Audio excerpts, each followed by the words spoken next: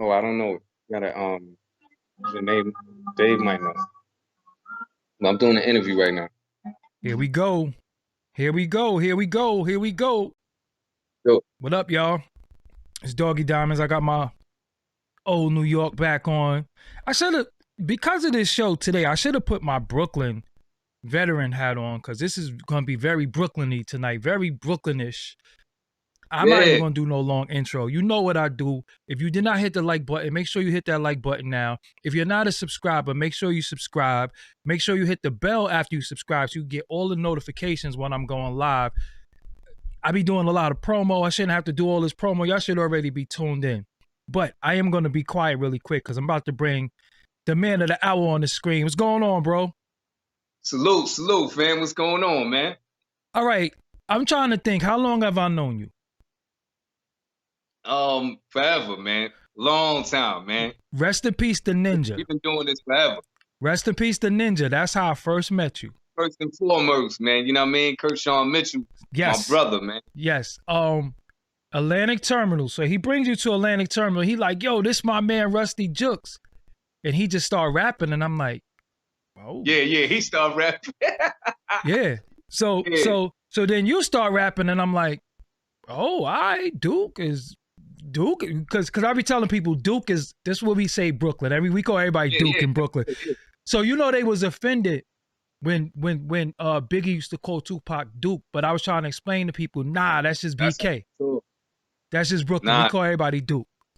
So so I was like Duke, and I think, damn, cause Curse been gone for a while. So this was, I think he had the red hair at the time. He had the red hair at the time. He had one side blonde, one side regular. Yeah. So that's when I first met you. So Ruste Juxx, what the name? Break down the name for us. It started as Ruste Juxx, man. Ruste Juxx. You know what I mean? That's how I met you, the Ruste Juxx, man. For a long time before that, I had a few rap names and shit, but for a long time before that, it was Vic Funkster. Because that's my real name, Vic. And then I think around 15, 16, I changed it to Ruste Juxx, man. You know what I mean? I was like, yo, I was on some, that's when I started hustling and I started, getting into a lot of shit. And I was like, yo, I want to change my name to something hardcore. And I was sitting on the steps. I think I was listening to motherfucking ain't my type of nigga with MOP. Yo, too. I was about to say you was listening to MOP. Names. I swear that's what everything I was about to say. Yo, you had to be listening to it. Had to be listening to MOP. One of they might be one of my favorite group. Them Gangstar, you know what I mean? That whole era was, you know what I mean, my shit, man. Mobb Deep and all that. Yeah. So no, it ain't rapping Duke. We just call everybody Duke. It ain't got nothing to do with rapping Duke. We just say Duke. Especially if we don't know you, be like, nah, Duke from over there. Yeah, exactly. Yeah, exactly. Instead of saying dude, we say Duke. Like, yo, Duke, who Duke? You know what I'm saying? Like everything is Duke. Then that was before Son.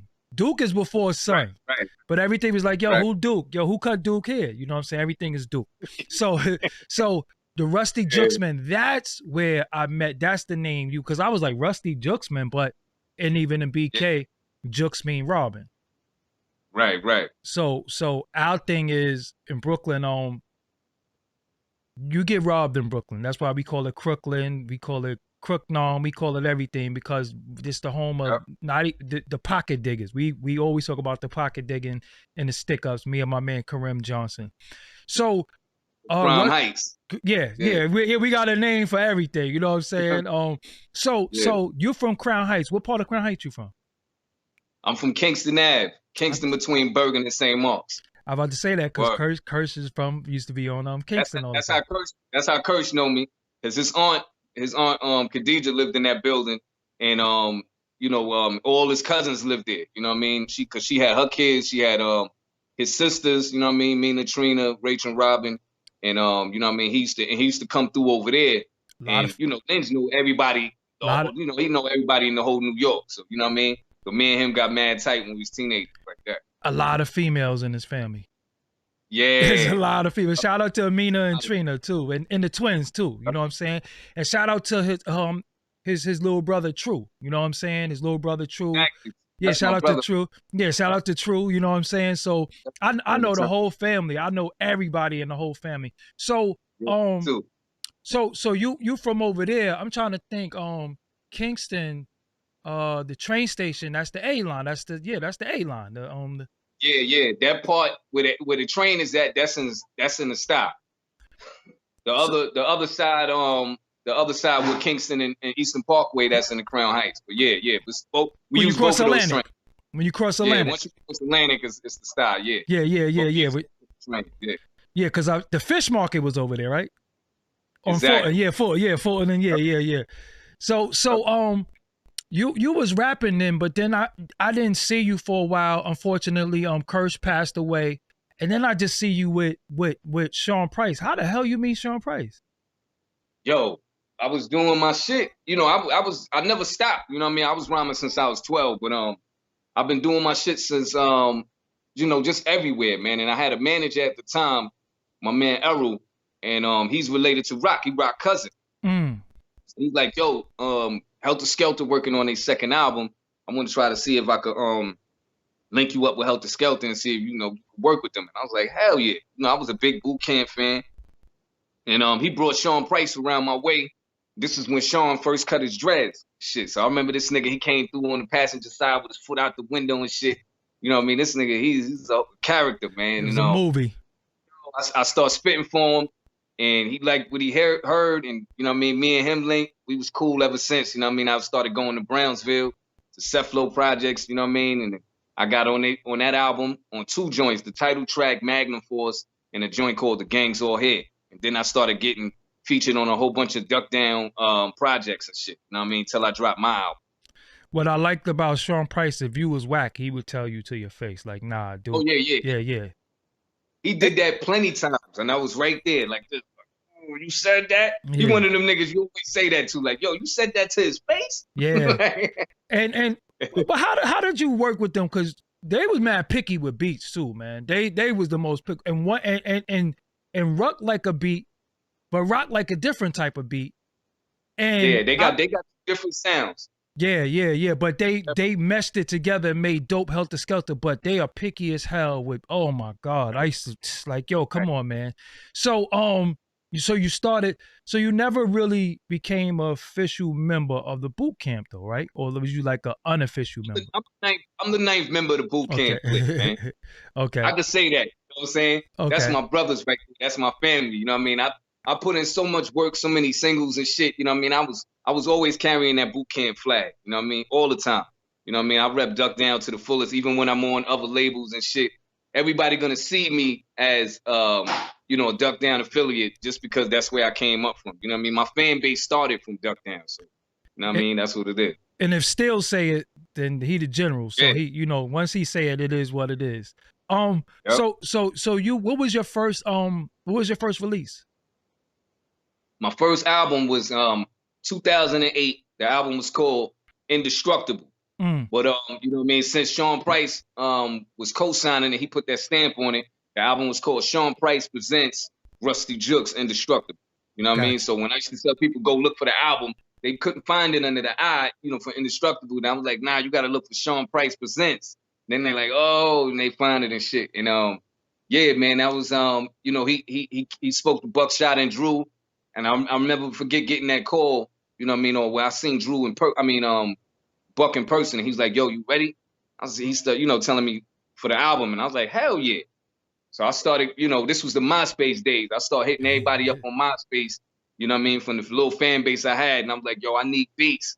And niggas was sending me beats from all over Switzerland, Austria, you know what I mean? I put that shit together, man. And you also have an alias. What's your alias? The alias? I got a lot of them shits, man. I got Slick Ruler. Yeah. Ruste Juxx, what else? Killer Cartel. A whole bunch of shit. Which one you was thinking about? Wasn't it Vic, what would you call yourself? Vic Flair at one point or something like that? Yeah, Vic Flair. Vic Flair. That's so who did that joint where you rhymed to the Scooby-Doo joint? Yo, man, it was a producer, and I forgot Duke's name. You know what I mean? I forgot Duke's name. I think he had came to the crib too, and he was playing me a whole bunch of beats like shit from the Castlevania, you know, that video game. He was playing me a whole bunch of beats that he made that was from either a cartoon or a video game or some shit. And I picked that one. And I was, you know, this is when I first started working on the album. So then when I was putting it out, that was supposed to be on the album. But when I was putting it out, I couldn't find them for nowhere. You know what I mean? So I couldn't put it on the album. But you did a video for it. You couldn't get paid. Yeah, so I shot the video for that shit. And still to this day, I perform that shit all over the fucking world. Like the fans, that's always a go-to joint. You know what I mean? As soon as that word, man. But yeah, when I heard, because the only person ever used that before was Lord Finesse used that before. Lord Finesse used that. So when I was young, I was on tour with Lord Finesse. He used to perform that. I'm like, yo, that's Scooby Doo, but he didn't use the end. You used the whole. You had the whole joint. So when I heard that, I was like, yo, he used Scooby Doo. Like a lot of people don't know that's a Scooby Doo sample. You said Castlevania. Well, we ain't gonna talk about that because niggas will be digging tonight. Like, yo, let me get that Castlevania joint. See, they say trying to hear it. Go look up what's the name of the joint. So if they want to look that up, Vic Flair. That's why I said it's called. Videos up there. Called Vic Flair. He rhymed to Scooby Doo shit hard. Like that's that. Yeah, like what I love about Brooklyn artists is that a lot of Brooklyn artists at one point, you know, was making music, but before I think Biggie kind of changed it a little bit. But at one point, Brooklyn music used to be mad aggressive, like somebody getting beat the fuck up when this shit come on. Somebody getting fucked up. So how is MOP one of your favorite groups? And then when you meet Helter Skelter, everybody from the Ville, though they just from different parts. Like, how did that work? Yeah, I mean, yo, you know, Helter Skelter is you know, no matter what crew I was dealing with, man. Like when I first heard MOP, man, that shit just blew my mind, man. And like they it's not like they just hardcore rappers, like they really nice MCs, man. Facts. Like, they just dope MCs, man. Like you got to think about it, how they put that shit together, how they put they fucking they ad-libs with the yeah, because that's a skill. Shit like that. Like, and they make it sound like it's 20 niggas in the studio doing that shit with them. That's really just Billy and Fame. You know what I mean? Like that shit is a skill, man. Like it's really a skill to do what the fuck they do. And I knew Fame for years. You know what I mean? I just met Billy Danz. I just met BD like it was at one of the Duck Down shows and shit. And but all of them niggas is mad cool, man. Tef, Fame, and all of them. You know what I mean? I knew Fame for a long time. Yes. You know, it's funny. I knew Fame before I knew MOP. I knew Fame since like '91. He used to run around with Big Scoob from Scoob and Scrap, Cane Dancers. He used to always be with that's my dude too. But that's you my know, man Johnny Famous. Yeah, facts. DJ Johnny Famous. Don't get it twisted. DJ Johnny Famous. Right. DJ Johnny Famous. Yo, you know it's funny because when I was talking to Lord Digger the other night, I was like, yo, we all know each other though. In the K, everybody know each other. That's my brother too. Yeah. That's the big bro right there. Yeah, everybody know each other. So that's why the beef be weird in Brooklyn, because there's always somebody that can squash it. Right. You know what I'm saying? Right. But you know, when a lot of people say why Brooklyn ain't unified, I'm like, yo, because these niggas robbed these niggas over here. They ain't ever get over it. The dice game got stuck up. You know what I'm saying? Remember, you go downtown Brooklyn at certain. It was crazy. That's when you see everybody. Picking was crazy. But then again, I knew motherfuckers that had real beef and shot each other and all that shit, and then they squashed it years later. Yeah. Because you have to. I mean, because we live right there. So I talk about this a lot on my show, and people be thinking it's some cartoon. Could you explain to the audience what the Decepticons was? I'm gonna be quiet, cause being from Brooklyn, it was just tell the audience. I wasn't never a Decept man, but the Decept was a strong family, man. Decept was definitely, and they still strong. Like, you know, I'm with the camp and shit, so every time we got a gathering, get together and shit, you know what I mean? They all come out and they like, what's the flavor? Decept, you know what I mean? And they get that shit up. That shit won't never die, you know what I mean? It was definitely something, a team you did not want to fuck with, you know what I mean? And it was deep, especially Bed-Stuy, because I'm a Crown Heights, Brownsville, Bed-Stuy nigga, you know what I mean? In the style, it was deep, you know what I mean? Like, and then I seen it like some of the dudes that I knew that was DSAP turned blood. You know what I mean? They went from that to that. I mean, in Crown Heights and shit. And yeah, man, that was, DSAP was strong, man. Yo, I ain't even gonna say was, because they still strong, man. You get on that train if you want, especially that C train 50th Street, forget about it. The hammers come out. I ain't talking about and shit. I'm talking about real hammers. Yo, I love telling people this because they be like, what type of niggas name themselves after the cartoon? I said, nah, this isn't what you think. This was different. And this wasn't, dudes wasn't cutting you with no razor. Dudes are hitting you with a mallet. Yeah. Literally with a mallet. They the bad guys. They the villains though in the cartoon and shit. They wasn't the Autobots. Facts. and then whipping out Guardian Angels, because we used to fuck the Guardian Angels up. You know what I'm saying? The Guardian Angels. What high school you went to? Yo, I ain't even hardly go to high school. When I went to high school, yeah, I got kicked out of. I was in Boys and Girls. You know what I mean? You know what that's at on Facts. Yep. They kicked me out. They put me in Sarah J. I knew everybody in Boys and Girls. I was in Sarah J too. I'm trying to. What year you was in Sarah J? They put me in Sarah J. I ain't know no motherfucking body, man. I remember walking to that shit, the whole line of the whole strip. Everybody was like, that shit was a war zone in there. I said, yo, I gotta get the fuck up out of here after a while. You know what I mean? I went there for like a month or some shit. Then I was out of it. I went up to Sarah J. But on 4th Avenue, they had a liquor store right there. So we used to go to the liquor store and just sit down and drink. So I'm trying to think, you was there when King used to chase us. There was a big cop named King that used to chase us on some truant shit. Oh, no. But I don't even know. I ain't even go like that. Like, really, yeah. I was in that shit for like a month. Sarah J. About Boys and Girls, but not Sarah J. The issue with Sarah J was Wyckoff and Gowanus had it on lock. If you had beef with Wyckoff or Gowanus, yeah, that's what I'm saying. They was right down the block, man. You was in trouble. So see, I used to take the bus down there because I'm from Kingston and Bergen, but you could catch what I think it was on Dean Street. You catch the Dean Street bus all the way down, and then I come back on the Bergen Street bus. You know what I mean? So it was easy for me to get there and shit. But yeah, that ain't my area. That's way down. Yeah. And that area changed a lot. Remember, because there used to be a video store there, the Barclays, none of that was there. Like a motherfucker right now. Yeah, is different. So being a BK MC, how much pressure do you have on you? Shit, man.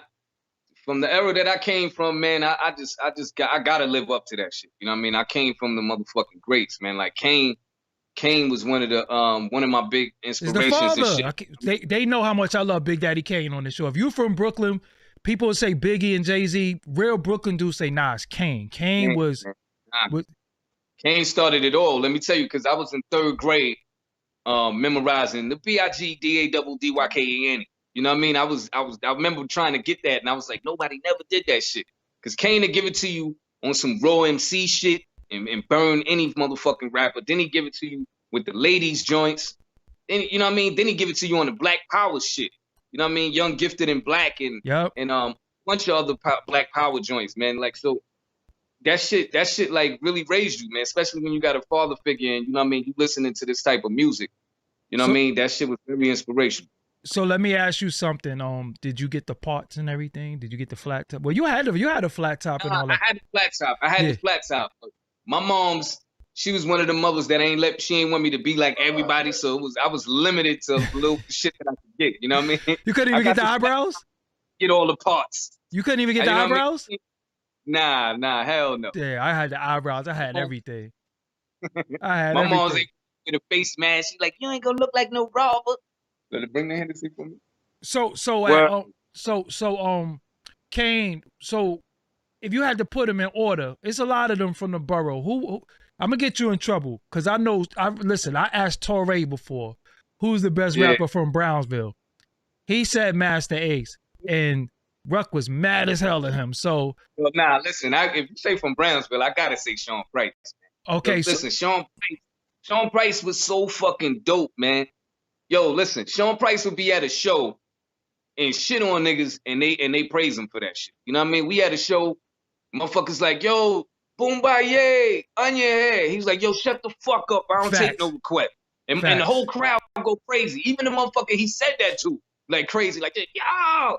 I seen Sean, he have a t-shirt on, it should say Cracker Killer. And he taking pictures with all the white people in the crowd. Yeah. Love that shit, man. Like Sean Price wasn't a gimmick or image. That was him. That was really really him. Himself. And he sold himself. You know what I mean? Not too many people could put their sense of humor into their rap, into rhyming. You know what I mean? Like he mastered that. How many days and nights you spent at that kitchen table in the Ville? Oh, this is a joke. On some real shit, I'm not even at my crib right now. Yeah. I was shooting a video today, and I went to my mom's crib. You know what I mean? I helped her set the fire stick joint up, and then I came to my man Dave's crib and said, so I'm at his crib. No, I'm talking about Sean Price kitchen table with that little radio. You talking about a Sean Price kitchen exactly. table? How many times you been there? Right now. How many hours and days you spent at that kitchen table? Plenty times, man. Plenty times. And every time you around Sean P, I don't give a fuck if you with him physically or you just over the phone. He gonna play some shit. Facts. If you get in a car with him, he playing Sean Price the whole ride. Ain't nothing else getting played. And I remember he had his little radio and he played the Price of Fame for me. He was like, "Yo, I'm rapping. The Little Fame is doing all the beats," and I was like, "Yo, that's an ill idea." What did his passing mean to you? Yo, man, Sean Price, I owe a whole lot to Sean P. Man. Like Sean Price was my big brother in real life. You know what I mean? Like real life situations, fuck the rap shit. You know what I mean? Like he helped me out so many times. You know what I mean? Whether when I was down and out or, you know what I mean? He showed me the ropes on this music shit. You know what I mean? How to maneuver through this game and make money. And not even just telling me, like just by watching him do what he do. You know what I mean? And that shit hurt me a lot, man, when I lost Big Bro. You know what I mean? Like really, that shit really fucked me up. And so I tried my best to you know what I mean? Like I always thought I was the dope MC, but when I started going on tour with Sean, he ain't have to take me on tour. He never needed a hype man. You know what I mean? He used to bring me on tour, and I got like 7, 8 joints with him. So I'll be hype man in the joints I'm not on with him, and then he'll let me perform like 4 or 5 songs of my shit in between his set. You know what I mean? And that shit put me on so many. That shit made me a better performer. Like I'm way better performer because of that. You know what I mean? And so many opportunities I got through this hip hop shit, just being affiliated with Big Bro. So every chance I get, I big him up. I made a few tribute joints. You know what I mean? Called the first one was on my my Meteorite album. I made a song called Universal Sean, man. And you know what I mean? And y'all go to YouTube and check that video out. That's a real serious joint. And my album last year I dropped called James Brown of the Underground. Me and Rock, we did a joint called Sean VSOP.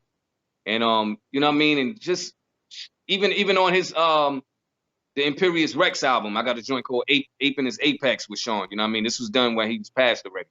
So I always got to big up Big Bro, man, because he's one of the illest I've ever known. You know what I mean? Facts. So how many joints you got with? How many records you got with him? Shit, I got too many joints with him, man. Like I was on almost every album. I was on every Sean Price album. Every Helter Skelter album, well, the second and the third I was on. And you know, just multiple like we used to do, you know, I learned how to do this feature game, you know what I mean, getting on thousands of collabs and shit from Sean, because he used to always do that. And so me and him used to, like, motherfuckers used to hit me up and say, yo, I want you and Sean on a joint. You know what I mean? I'll pay you and shit. I hit Sean up, and Sean he the type of motherfucker, like, if you ain't got the money right then, he'd be like, fuck it, I don't want to do it after a while. Mm-hmm. So, you know, I'll be like, yo, some dude want to do a joint. He'd be like, he got the money, he got the bread. And the dude will be like, yeah. Then he'd be like, he ain't got it. And so Sean be like, man, fuck that shit. I don't want to do it. So I act like it's a new feature. I'll be like, nah, this is another nigga now. Yeah. He'd be like, when he got the money ready and shit, then I sent it to him and shit. Like, Sean was crazy like that. But yeah, we got so many features and shit. You know what I mean? You could just search up Sean Price, Ruste Juxx, or either on YouTube or Tidal, iTunes, and you'll find mad joints. So I couldn't even count how many. So, was PF going out with y'all too? Oh yeah, PF was definitely his DJ, man. PF was my brother. I just spoke with him today. PF Cutting, if y'all don't know who that is, PF Cutting, East New York's finest. PF Cutting. Yeah. Sean called him Alejandro. Yeah. Yo, he one day, Yeah, mixing mastering my new album. I'm coming out with me and my man Skanks and UG from Cellar Dweller. That's dope. my brother right there. Yo, so one day, the nigga, because Sean Price used to DM me, yo, call the crib. Every day he had no cell phone and no shit, so you call the crib, right? And he says, yo, I got this new joint. I got PF to just loop up Freak of the Week for me. You know what I'm saying? And that's the joint. Dun, dun, dun, dun, dun, dun, and he just rhyme on that, and I was just like, yo, this dude is crazy. But you know, I wish the world really knew him as the character, because y'all see it a little bit, but y'all have no idea. He was a smart dude, man. Like, you got to be really smart to be that witty. You know what I mean? And he could speak about anything. Like, you could be talking about politics. You talking about books. You know what I mean? He was book smart. Like, he always talk about, yo, I'm a nerd and shit. Like, he was really, really book smart, man. Like, any conversation, man, he could get down with the best of them. You know what I mean? And he definitely put that shit in his music, man. Like, his taste in music, like, he loved R&B and different shit like that. People don't know that shit. Like, so he could pick, he know the funky shit, and he'd be like, yeah, I want this type of shit. You know what I mean? And he'd make you, you know what I mean? He used to give the ideas to the producers. You know what I'm saying? Facts. I remember I was somebody was asking me, yo, why you don't got an album with Sean P? And I was like, yo, Sean, he don't like a lot of beats and shit. And Lord Jamal was in the room, and he was like, yo, he pulled me to the side, and I never forget this shit. He was like, yo, but don't Sean always got dope beats on his album? And I was like, yeah. He was like, so you should just do the joints with him. It's gonna come out dope. And then, you know, after that, and I was like, yeah, like, what the fuck am I thinking? Yeah, let him pick the beat. Yeah. Yeah, I mean, it don't fucking matter, man. The shit gonna be hot. You know what I mean? So I wish we would have fucking did a whole fucking album, man. It would have came, you know what I mean, if we would have if he would have still been here and shit. But you know, what it is, man. So you haven't stopped working for, damn, how many projects you put out in the past? I got 15 albums to date. Since in 12 years I dropped 15 albums. Word. And thousands of collabs and feat and singles too. So is all your stuff on the streaming platforms? Like, how do you do your rollouts? Yeah, you go Untitled, iTunes, Amazon, Spotify, wherever music is sold at. SoundCloud, you know what I mean? Just search up Ruste Juxx, RusteJuxx, and you'll definitely find my album, singles, and collaborations on it. What's the dream collaboration for you? My dream collaboration would definitely be a joint with Kane. Like I was saying, he's one of my favorite MCs. And for producers, it would be Premier. Never got a Primo joint? Yo, Guru and Premier that's my favorite. That's MOP and Gangstar is like my favorite group. Like, that's why I do my first album. I had, you know, like I said, I was hollering at everybody on MySpace. I got a bunch of different producers. You know what I mean? But every album after that has been one MC, one producer. You know what I mean? And I use that. That's that Gangstar formula. You know what I mean? And you know what I mean? Every different producer got a different sound and shit, and I just match up with them and we go to work. Give me a song. Give me a song that somebody else did that you wish you did. Ah, shit. That you wish was your song. Like, damn, man, I wish this was my joint. You know, that definitely be Gangstar Royalty. Like, I listen to that joint, I'll be cleaning up, I'll be doing any motherfucking thing. Like, I feel that joint in my soul, man. Like, when he be like, you know, oh man, that KC and JoJo, right? Huh? That's with KC and JoJo, right? Yeah, man. And KC and JoJo bodied that shit. The way they ended that shit off, it'd be like, Guru, right? Break JoJo. It down, yeah. Like, that shit is crazy. Yo, that's my shit right there. It's funny because that's in my gym playlist, and Discipline is in my gym playlist. I love Discipline too. Discipline with Total, because I was like, Total, and I just wasn't expecting that. You know what I'm saying? It was crazy. I was just telling my son, me and my son was talking about life and shit he was going through, my 23-year-old. And I told him to listen to Discipline. And now he was like, yo, I've been playing that over and over, Dad. But go ahead, what you was saying. That's the name of my hats and everything. It's called Discipline. Discipline, right. That's serious, because without discipline, you nothing. You know what I'm saying? You got to have discipline. It don't mean not kill. just because I want to, Yep, it won't mean I will. You know what I mean? Like, just because I'm horny, that don't mean that I hit it.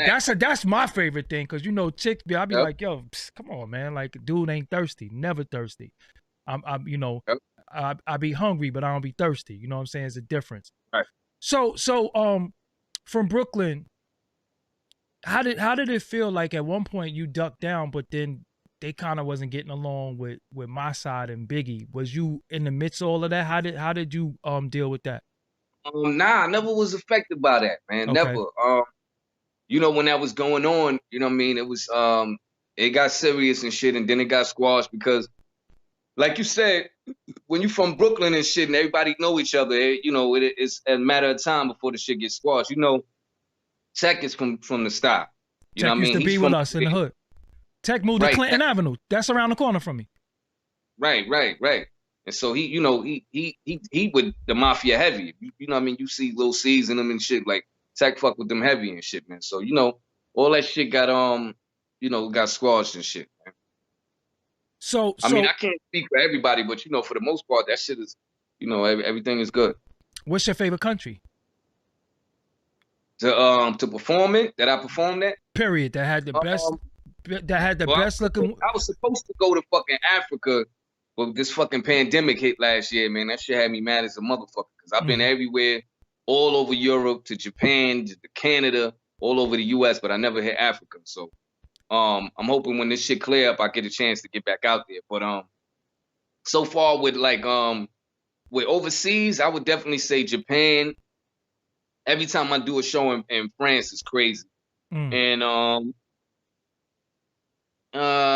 would say Austria. Or Canada too. Canada too. Anywhere I'm at in Canada, I got mad love, man. At mad love. What country has the best food? I would say Italy. I've been to Rome, to Reno, a few parts of Italy. It's always good. What country had the best looking women? Shit. Let me tell you another thing about me. I've been with my wife since my oldest son was 3 years old. I ain't trying to get you fucked up.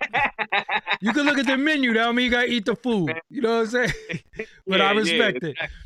I respect it. I ain't saying what country had the best box. I just said the best looking women. I ain't trying to get you rocked in your head or nothing like that. We ain't trying to. I ain't trying to do that. So I know, but you know what though? My last album, I did a joint. You know what I mean? With featuring Forever Chosen. She is singing. Shit's called Nothing I Won't Do, and I got my wife in the video. You know what I mean? I did a joint dedicated to her. No, you definitely have your wife with you a lot. So how many children do you have? I got 3. You know what I mean? My oldest is 23. He have a different mom, and my son is getting ready to turn 14 on the 21st, and then my daughter is gonna be 10 years old in May. So how do you raise children in the midst of what's going on because they all live in the town? Mm-hmm. How do you raise my 2 younger kids? I live with them since the beginning. We all together. Yep. So Brooklyn has changed a lot from when we was growing up. Is it crazy? I don't know if it's crazy. Something make me think it's a little crazy. No, it's not crazy. Well, not from where I'm from. You know, the 90s BK was crazy. Like right now in Crown Heights, it's smooth compared to in the 90s and the 80s when I grew up. It ain't nothing like that. No. I'm just saying because there's certain parts of Brooklyn that's just Brownsville always gonna be Brownsville. The East always gonna be the East. Right.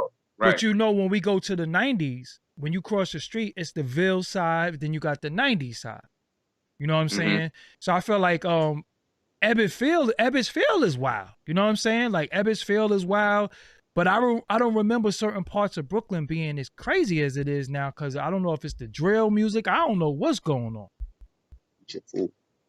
Yeah. Nah, you know, I mean, I guess everybody got to go through their own shit, man. Everybody got their own, things that they going through at this time and shit, man. I wish none of that shit would be, like it is right now. You know what I mean?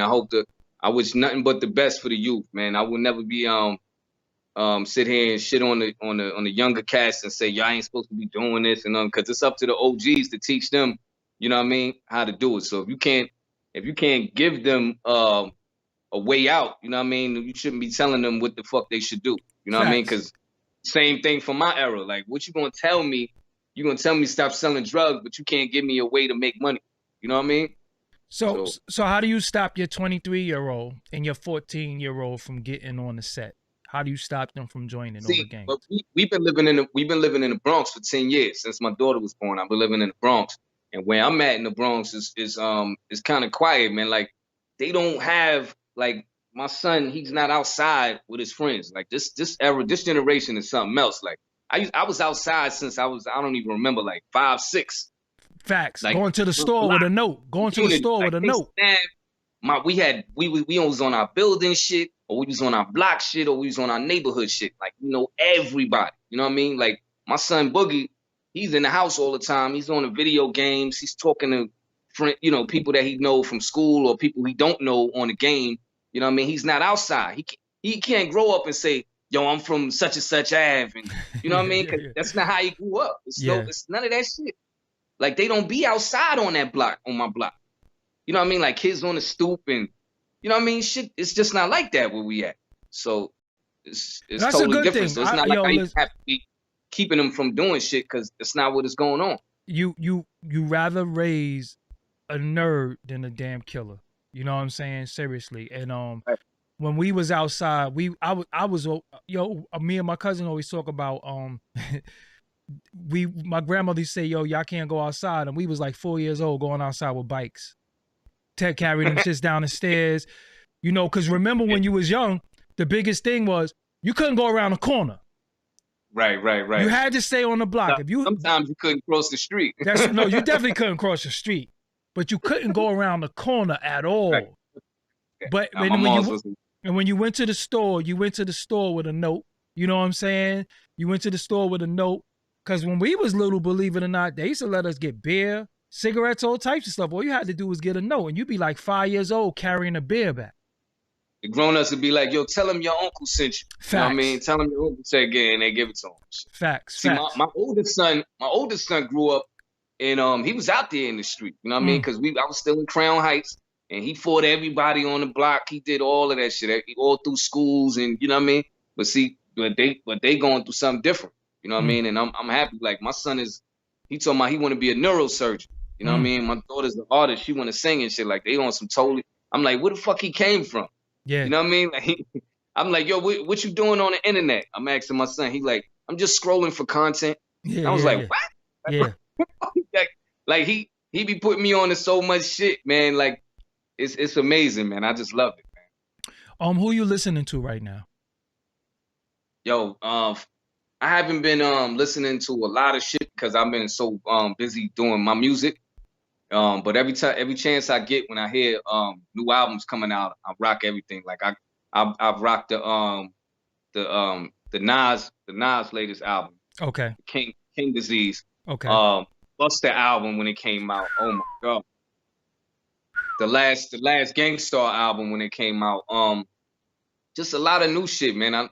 I love hip hop, man. I will never stop loving hip hop. So the James Brown album, you sent it to me, fire. Tell them the name of that album. That album is called James Brown of the Underground.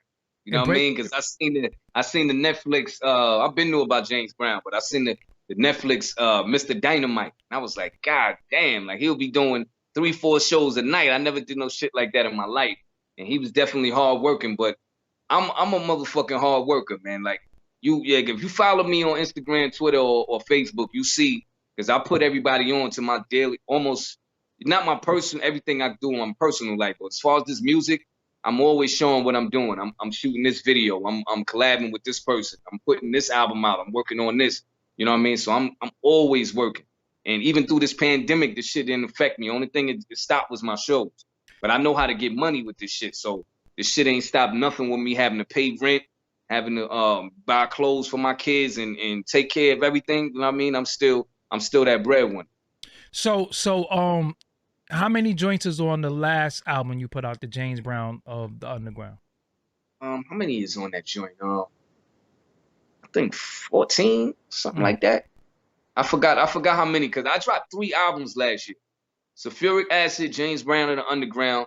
In December, I dropped Impervious Alliance. That's what me and my man Detonate from out of London.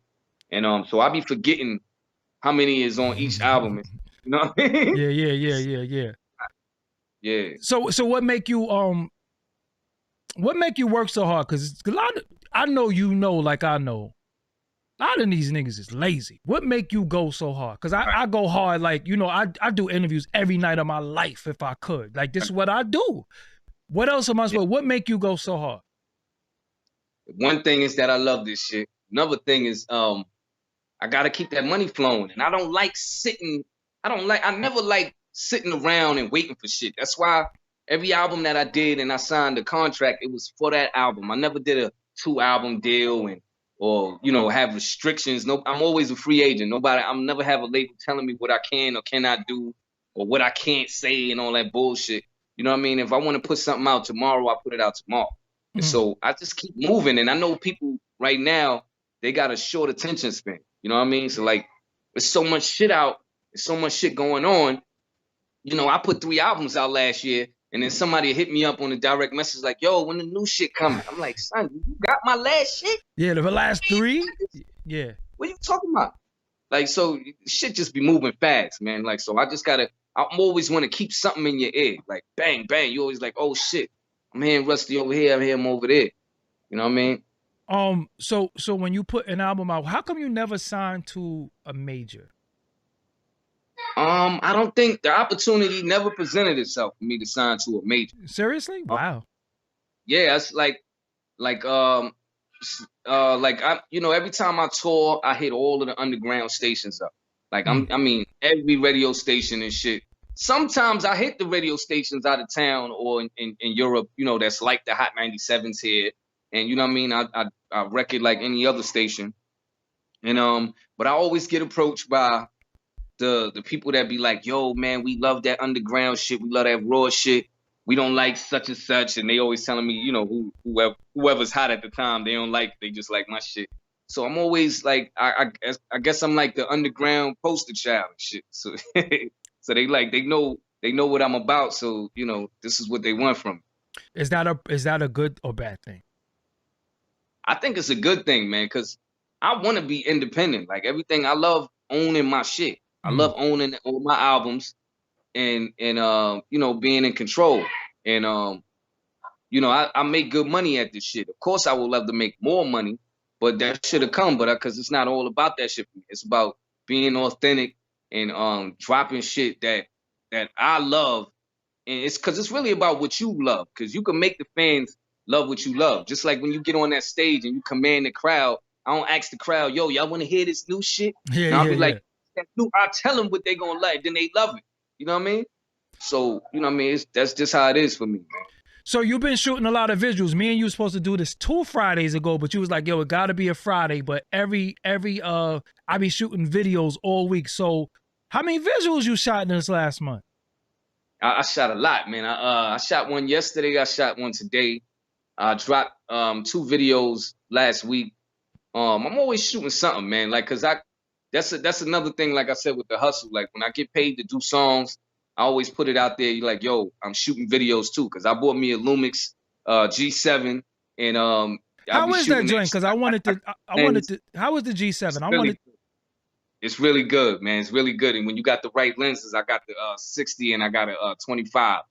Cause I want a GH5. I'm still not as nice as certain people is with it, but you know what I mean? I invested in myself, so I always put that out there like, yo, when we do this single, it'd be better to put the visual to it, because you know what I mean? The visuals make it pop. So they pay me to do that shit too, and I shoot it. So I got my 14-year-old, and he be shooting all my shit for me. And when I'm doing my albums, I always got my man Mo Stafford. You know what I mean? He's a dope director from Staten Island and shit. He shot a lot of shit. What part of Staten Island he from? I don't know what part, but I just know he from Staten. Got you. So you got the G, because I was going to get the G7, but then I was going to get the GH4. Salute my man Ray Lute and shit, man. He got the series and shit out on Tubi and shit. Forced Descent. Got you, man. Yeah, because I'm thinking about getting the GH5. I was going to get 2 of them. You know what I'm saying? 2 GH5. Yeah, because he was telling me get either that one or that one. Because you can still get the 4 too. The 4 is still crazy. The GH4. Right. But the 7, when you leave the H, the 7 is a whole different series. You know what I'm saying? It's a whole different series. But now that G7, I was gonna get that too. You know what I'm saying? Because I got a Carl Zeiss. I got a prime lens. Right. You know what that is? Hold on, let me show you.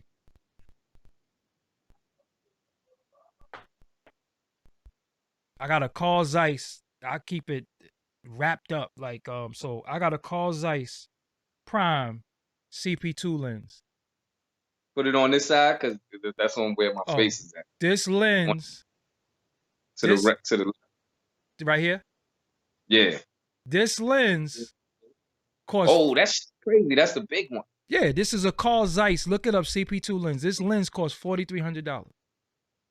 Damn. The lens. Oh, that's cinematic shit right there. Oh no, this is movie lens. This. Yeah.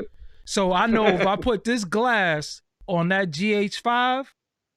Yeah. Or red magic or something. Yeah, that's what I'm saying. So I got some stuff in the works. This is in the tuck. I wrap it in so much stuff and I put it in the box. I don't want no dust or nothing to get on it. But yeah, this is the lens that I got. You know what I'm saying? I think they shot Iron Man with this. I think they shot the movie Iron Man with this. Oh, yeah. Okay.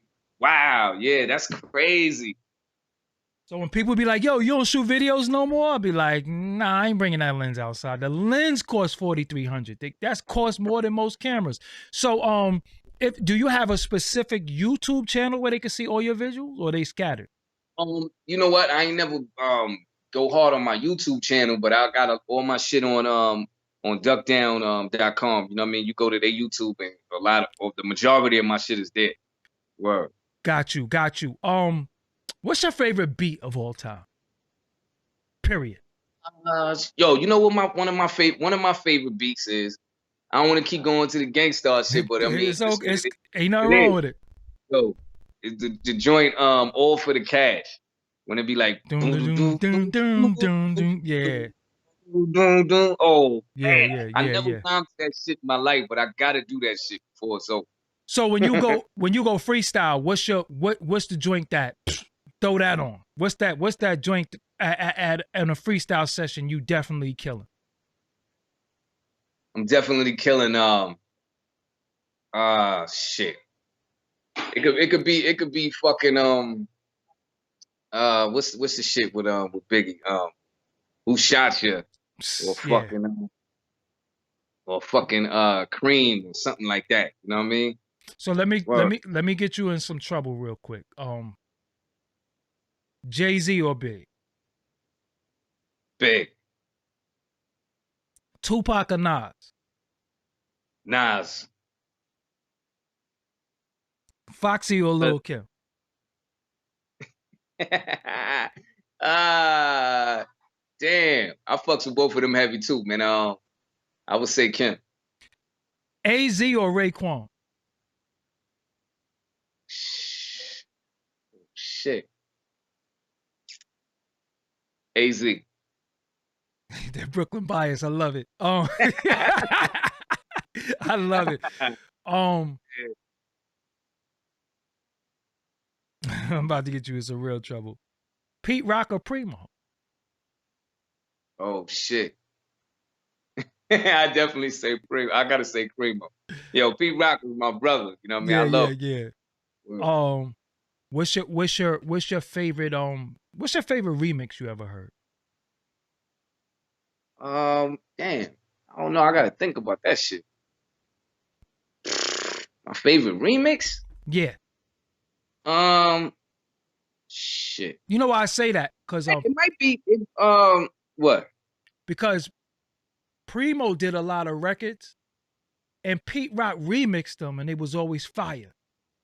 Like if you think about The Prophet, the remix, The Prophet by Jay, because you know J. Rue from the town. You know what I'm saying? Think about The Prophet remix. Crazy. Crazy. Yeah. Yeah, crazy. I can't think of what remixes. I know it's a whole bunch of remixes that's probably gonna come to me tomorrow and shit, and I'll be like, damn, why I ain't say that? Annie But up. Flavor in Your Ear. Oh, Oh, yeah. oh, you know what? One of my favorite remixes, the Shut 'Em Down remix with Onyx. When they had when they had Pun and I think it was DMX on that one. No, it was DMX. No, it was Pun. It was Pun and Nori, I think. Remix. That shit was hard. Word. Cameron or Mace? Cameron. Damn, I'm like the only nigga who think Mace is the nicest nigga from Harlem. I do think Nace is mad nice, man, but I don't know. Maybe it's because I heard more from Cam than Mace. I don't know. Illmatic or It Was Written? Shit. Damn. I love both of them albums, man. Damn. Now I gotta say Illmatic. But damn, It Was Written was my shit. It Was Written is crazy. The Black Album or Reasonable Doubt? Reasonable Doubt. Okay, I love the Black Album.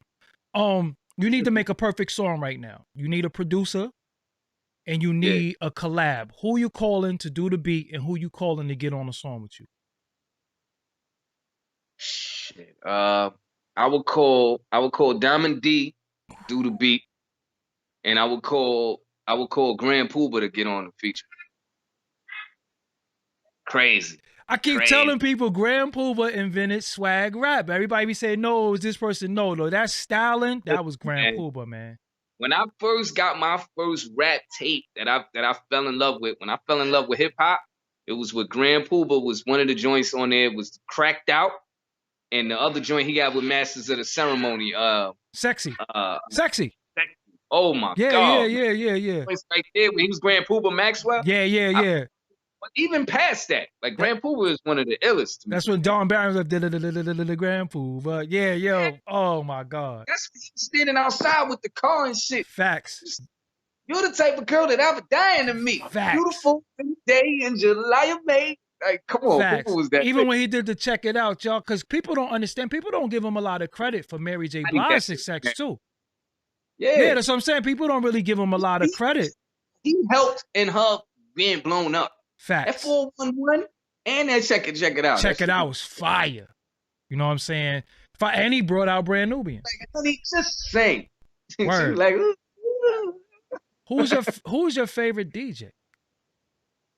My favorite DJ. Damn. Shit. So many fucking dope DJs, man. Your favorite mixtape DJ? Let's do that first. All right, my favorite mixtape DJ would be Doo-Wop. Doo-Wop was one of the illest. Doo-Wop was ill. He could rhyme and he got the ill mixtape. Him and Clue. And who's your favorite DJ that get busy on them turntables? Shit, man. Man. I guess I would say Scratch. I'm about to say, if you don't say Scratch and you from the Heights, you might get your. You might get. He from Albany Peas. Damn, you gotta say Scratch. Definitely. Who's your favorite West Coast artist? My favorite West Coast artist? Shit. Damn, I got a lot of fucking dope ass artists from West Coast that I fuck with. Shit. Oh man, damn, man. Like my favorite? Mm-hmm. I don't know, man. Favorite West Coast producer? I would definitely say Snoop. You know what I mean? From the joints that he got, man. But it's other lyrically dope MCs. I know I'm gonna be saying this shit later, man. Yeah, I can't 3 in the morning when you wake up, like, yo, I should have said, yeah. Who's your favorite West Coast producer? Battle Cat, Dre, definitely Daz. Yeah. Yes. You ever heard of DJ Khalil? Yeah. DJ Khalil, fire. He's in the group Self Scientific with Chase Infinite. Right, okay. Yeah, because Chase Infinite, I think actually manages ASAP Rocky or was managing ASAP Rocky. A lot of people don't know that though. There was a group called Self Scientific. I like Focus too. Focus is fire. Yeah, Focus is dope. Yo, a lot of people don't know Focus' father is the guy that played the bass line on Good Time. Did you know that? Oh shit. That's his father. That's his dad. He's a junior. Dead ass serious. Look that up. Focus, the producer, father played that famous bass line on Good Times. That's a lot of the illest people, man, their parents, they got that shit from their parents, man, growing up with that shit. This is gonna be tough. Kool G Rap or KRS-One? You know what? I was talking to somebody about this recently, man. I gotta say KRS-One. I wasn't talking about this specific thing, but I gotta say KRS-One, man, because this is my reason why. KRS-One, he's another one of them artists that raised me in this hip hop shit. Facts. You know what I mean? From the My Philosophy to You Must Learn to Love's Gonna Get You, and he's still killing shit. I don't think it's nobody from his age, you know what I mean, his fucking era that's bodying shit like him on stage right now and still coming with that real raw shit, that boom bap shit and that black power shit. He got a song out right now called Black, Black, Black. And that song is fucking amazing, son. Like I'm watching it on my TV and I'm just bugging with this is that boom bap bap bap. Can you tell the audience that you're not performing after KRS-One? Oh no. I gotta go up there. Don't do it. Nah, I would never do that. I would never do that. KRS-One, like his speaking voice is his stage voice at the same time. Like it's just like when he get the mic, that shit don't got no feedback. Everything is just clear. Yeah, it's perfect. Yo, it's perfect. He sit there, he be smiling and just banging. Like he know how to talk, he know how to control the crowd. It's nobody going to the bar to get a beer, and everybody is in tune. You know what I mean? And he dropping that shit. Give me 3 people you would never perform after. KRS-One. Let me see. Shit. I could give you another one. Never perform after. I would never perform after Kane either. And I give you your third. I'll give you your third one. Busta Rhymes. I'll never perform after Busta Rhymes. Oh yeah. Nah, definitely. I would never. But don't never perform after Busta Rhymes. Don't even perform before him.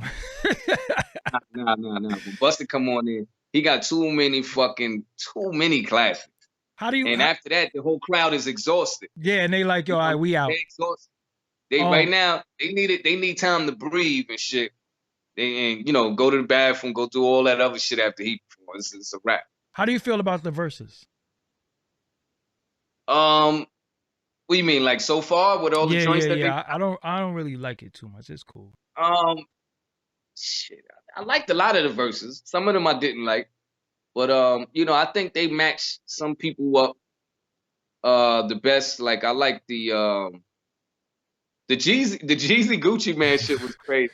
But I love the DMX and Snoop Dogg joint, man, because they two of my favorites.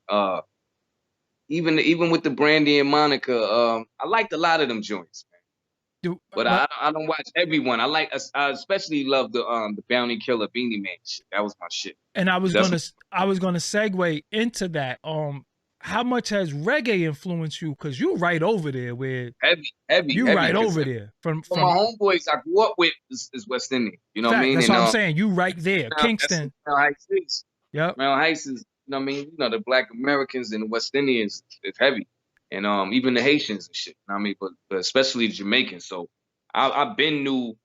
Some people will listen to it. They can't even understand what the fuck they saying and shit. I understand all that shit. I break that shit down for my wife. She be like, damn. I'm like, yeah, this is what he's saying. Like, that's why this shit's so ill. You know what I mean? I fucks with it. Favorite reggae artist? I definitely love Vybz Kartel. He get busy. That might be a little newer. Go back. Who's your favorite one from back then? Shit.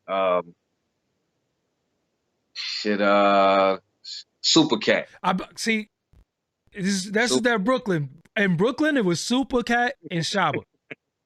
Yeah, definitely. You remember the Ark? Super Cat. You know who sound like Super Cat to me now? Sean Paul. Sean, yeah. Yeah, Sean Paul.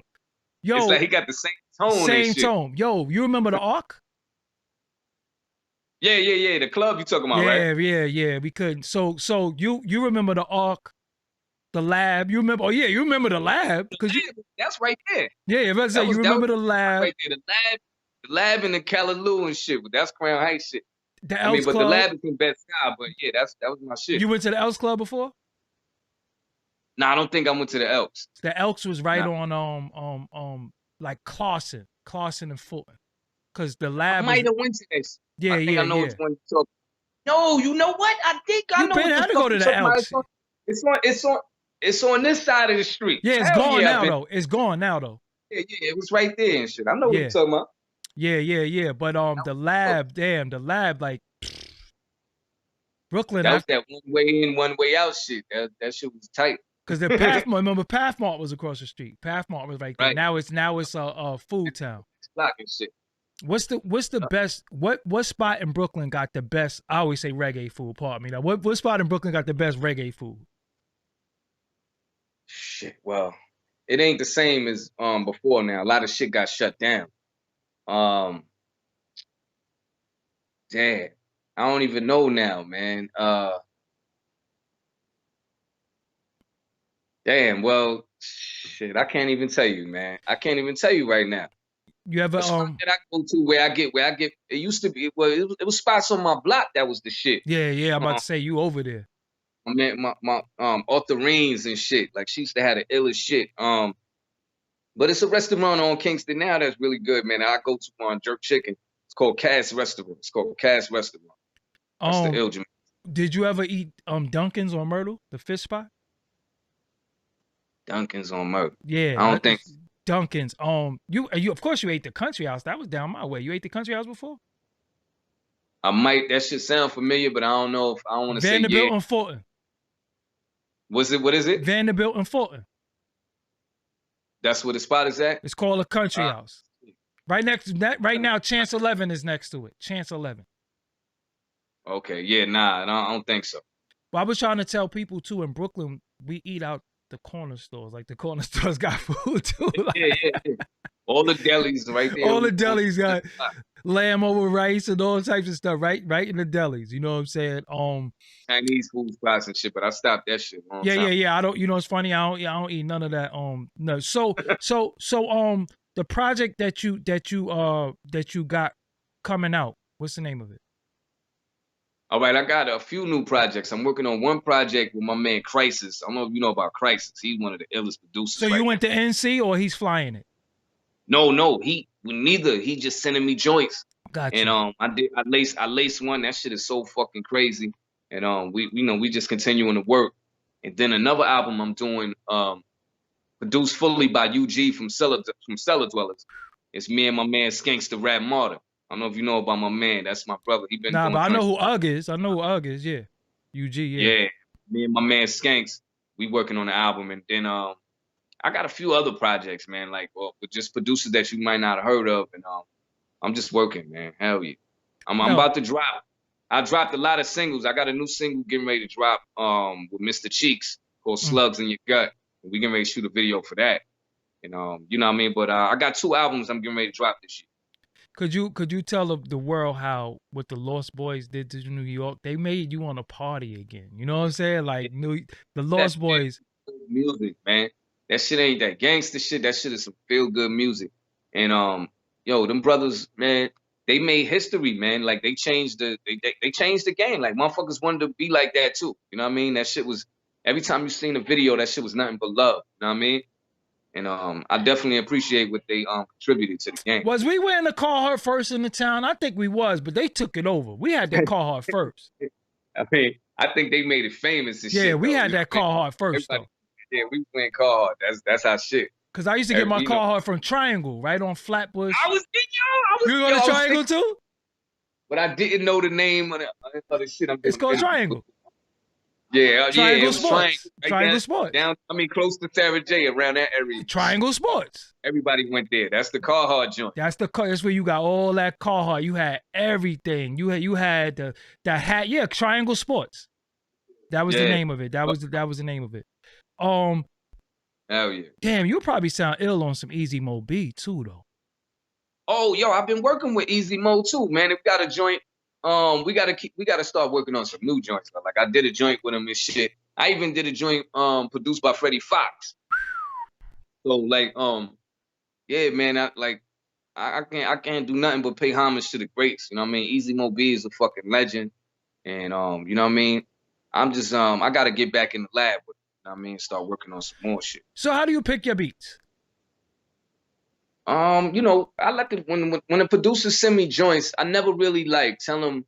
I never was one of them dudes that tell you what type of joint to send me. You know what I mean? I just tell them to send me what they think is, you know, what they think will suit me. Or sometimes I might be in a different mood. I'll be like, yo, send me some good feeling shit, or send me some grimy shit, or send me some you know, something that's uplifting. You know what I mean? Or a story joint. And you know, and then, you know, I pick the best ones out of, you know, what they send me and shit, man, and I go in. You know, too, you and Black Milk. Oh yeah, Black Milk produced the joint on my first album. See, I gotta go back, because a lot of people don't know that's Random Acts. Black Milk, Guilty, Simpson, and Sean Price is Random Acts. Yo, Black, Guilty, and Hex Murder, that's my brothers right there. Yes, I went on tour with them. Me and Sean went on tour with them for the Random Acts album tour. And before that, like, you know what I mean, we went everywhere. You know what I mean? That's my brothers for life now. Black Milk produced something called Duck Down for me. DJ Wise, New York said in Southside, we were rocking Carhartt back in the late 80s, early 90s. We was too. We had the main store that had Carhartt. Trust me. He know. Somebody had to come in and say, nah. Nah, that was us, man. That was us. Because when y'all got to it, we just fell back. You know what I'm saying? Because we always was on it. Because Brooklyn, listen, Brooklyn was 40 Belows and Champion hoodies. Yeah, definitely. The cone shit. The shit looked like facts. And that shit was sharp shit. And we wasn't, and we didn't rock snapbacks. You had to have a fitted. We didn't rock snapbacks. It was fitteds back then. Yeah, snapbacks. He's like, yo, I ain't rocking that. Like, you adjustable hat? Niggas like, nah, I ain't rocking that. It was like an old type of shit. Everything. When the fitteds came in, that's what it was. Facts. So fitted hats too. Niggas get. Niggas was taking your fitted hat. Niggas was taking your Jan Sports. Niggas was taking everything in Brooklyn. You know what I'm saying? Yo, I was telling them. I used to have a little baby Jan Sports on my Jan Sport. You know what I mean? Like the extra shit you could tie on there. I remember I came back in class and somebody had clipped my shits. Yeah. Yo, I was telling them that, yo, dudes would take your front out your mouth and go scale your fronts. Niggas wouldn't even you know. That shit was a little bit of money for that. Yeah, niggas might give you like $15 or something like that. But we took everything to the scales. So where did you shop at?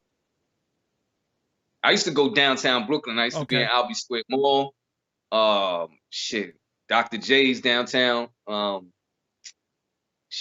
remember the old school shits. I never was fucking with the Macy's because I ain't have it like that. So I used to go to where you're my A&S. You ain't go to A&S before. Remember, I was going to the shit where I could get something good that looked good for cheap shit. So that was the Albee, and then when the Bargain Bazaar came, it was like, yo, the Bargain Bazaar was lit. Yep. I never went to I used to go to Pickin to go to Simon's back in the days, but you had to niggas would get you outside. You gotta be thorough to go. Niggas would get you outside.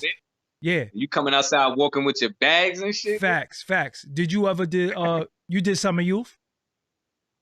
Oh yeah, I did that twice. I did that shit. I was working in Harlem at a daycare center and shit. You know what I mean? That shit was crazy. And my man from the style, my man Derek and shit, I seen them in there. We like, yo, oh shit. So one time I was leaving work, I remember seeing Big L sitting on the because it was right over there, but on Lenox. Right on Lenox and shit, man. I remember seeing him in front of a store on a crate, sitting on a crate. And I had gave him like the double take. And then he was like said, what up? Like, yeah, that's me. I was like, oh shit. Wow. That was a long time ago. So where did you pick your checkup? Did you have to go to Eastern District to pick your checkup? I don't remember where I used to get my check from with that shit. Reason why I think they used to give it to me there. Yeah, because I used to say, because Eastern District was different too, man. I ain't never go up to ED neither, man. Like, because we had some wild schools, automotive. Outside waiting for you to go cash some of you check. Jeff was crazy. Automotive was crazy. Eastern District, Brooklyn high schools was wild, man. Because remember they had boys in. Yeah, they had boys. Even the junior high schools. What junior high school you went to? I went to the worst, man. I went to 289 for elementary, then I went to 390. And if you from Crown Heights, you know 390 was on some serious shit. That's right across the street from Albany Projects. That shit was a thorough junior high. Like, that shit was getting you ready for all that hardcore shit. Yes. Yeah. Damn, whatever happened to the DJ twins? They was from Albany too, right? I don't know. I don't know. Yeah, I never met them. Yeah, Redman DJs. Remember the DJ twins? I think they was from Albany. Yeah, no, they was from Weeksville. They was from Weeksville. Yeah, okay, all right. Because I never heard that they was from Albany. Yeah, they was from Weeksville. So we got places in Brooklyn called Weeksville, Smurf Village. You know what I'm saying? Like a lot of Smurf Village is where 6ix9ine used to be around at. You know what I'm saying? He used to always be around Smurf Village and all that. Right. So are we gonna admit that Fab took that L to Jadakiss on the verses? You admitted that? Oh man, did I watch that one? I think I did watch that one. You know what? Oh man, I can't even do that, man. You know I'm like a motherfucker. What I would say about that was I think Fab probably was a little more laid back than Jada, and Jada got that character and that charisma and shit. Everybody, and he was lit. You know what I mean? He was drinking, so he was on his shit. I was loving what he was saying and shit. You know what I mean? We gotta admit it, bro. We gotta admit it, bro. We gotta admit it. I think to me, like his music is I fucks with his music more. But Fab. Maybe on the verses they might have said he won. So I don't know. Do you have a Brooklyn bias like me, or you don't? I think I definitely do. I can't go against the town, man. That shit just hurt. I'll be like, Yeah. I can see Mike Tyson get knocked out, and I'll be like, nigga, fuck out of here. I don't watch. I don't watch that. It still bothers me to this day. Man, he was sick. You know what I mean? He wasn't ready for that one. Yo, you know that bothered me to this day. The Buster Douglas fight, like it still bothers me. Right. And I always hated. Like if I put my son on to Mike Tyson and shit, I'll never show him the joints where he lost. I always show him Trevor Berbick. I mean, you always look at Trevor Berbick. I look at Pinklin Thomas. He fucked Pinklin Thomas up. You know what I'm saying? Right. I always. What is it about Mike though that we look? Because I don't think people not from Brooklyn don't understand how much we worship this dude. Yo, man, he was mad young. First of all, he was like 18, 19, knocking out grown ass men. And he was from Brooklyn. Like, they started saying Catskill, whatever. Yeah.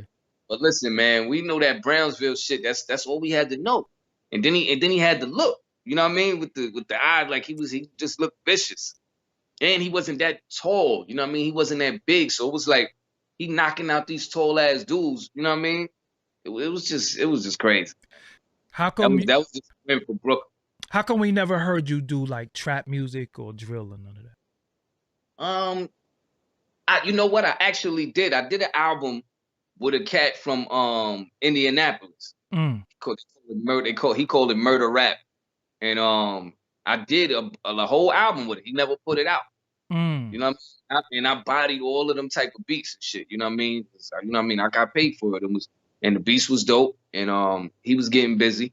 And then the shit never came out. But when I do my own type of shit, that's just not my type of style. Like I don't like the forced shit. That album wasn't forced, but for me to just be, on a whole album like that, like I don't like riding waves. I like to create my own lane and stick to that. You know what I mean? Like I come up with a new Ruste Juxx style, but I'm not trying to come out with whatever's hot with the people think is dope. You know what I mean? You realize that your rapping voice and your talking voice is a little different?